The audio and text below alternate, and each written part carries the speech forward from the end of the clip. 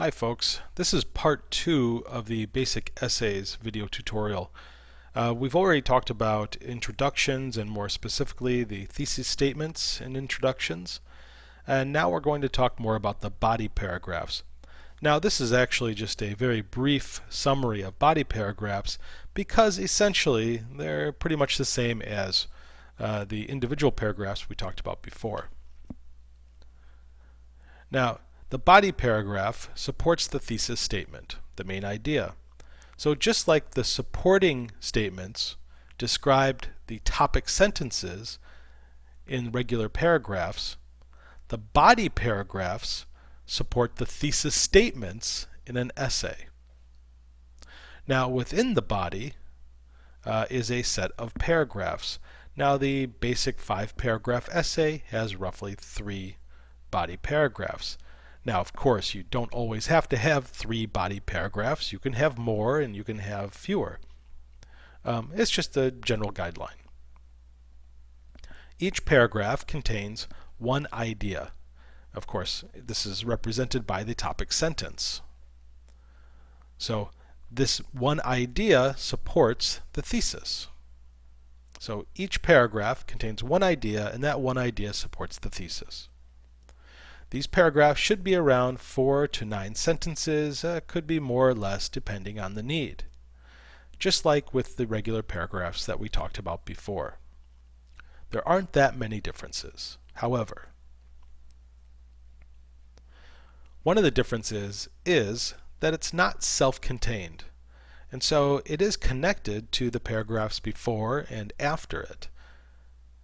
This should not be an afterthought. You should be planning this. Okay, and so these are connected either by ideas or words. It's less likely to have conclusion. Now, it's less likely to have a conclusion because it's more likely to have some kind of transition from the paragraph to the next paragraph. And now, generally, this is going to be either in the last sentence in the first paragraph or the first sentence in the following paragraph. So given the previous topic that we talked about, early English education, why don't you write 3 possible topic sentences based on the subtopics in your thesis statement. Now remember, you made a thesis statement that had 3 subtopics. Those subtopics become topic sentences. They should be nearly identical.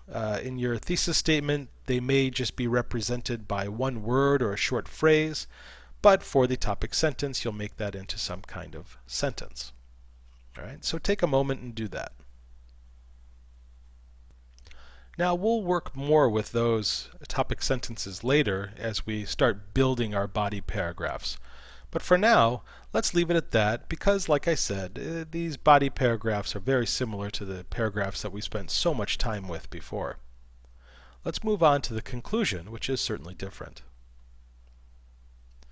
Now the conclusion serves the same purpose essentially in an essay as it does in a paragraph.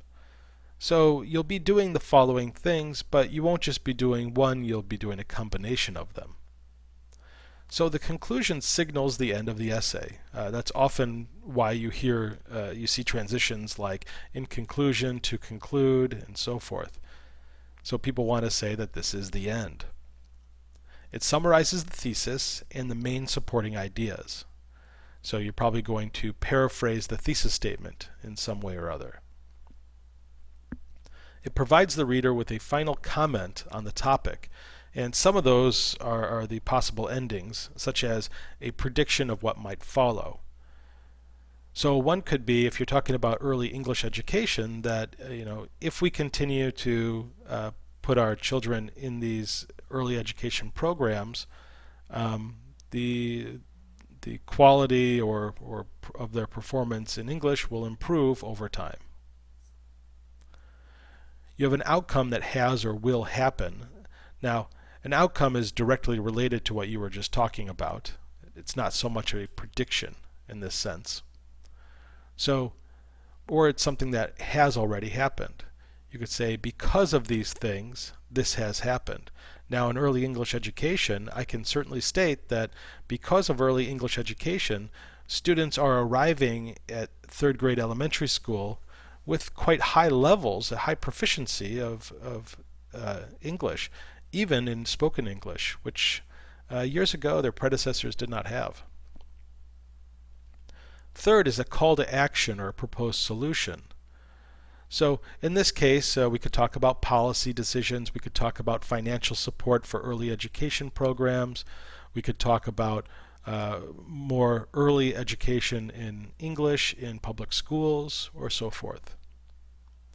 And the last part here is to quote an authority or a well-known or loosely connected quote. So now, if you quote a well-known authority, that might be someone who, let's say for example, is a researcher in English education, possibly someone like Krashen. And you might say that early exposure to input in English will overall provide more exposure to language learners and therefore will increase language learning. Because of course Krashen is all about exposure. You might also refer to some kind of famous person in a loosely connected sort of way, and so you might talk about historical figures in education like John Dewey or Piaget. You might also refer to just famous figures in history, presidents, kings, humanitarians, and so forth. So you can use these even if they're not directly related to your topic, but if they're loosely related and they're kind of motivating and a good way to end an essay, go for it. And that's all for today. That ends our second part of the basic essays lecture.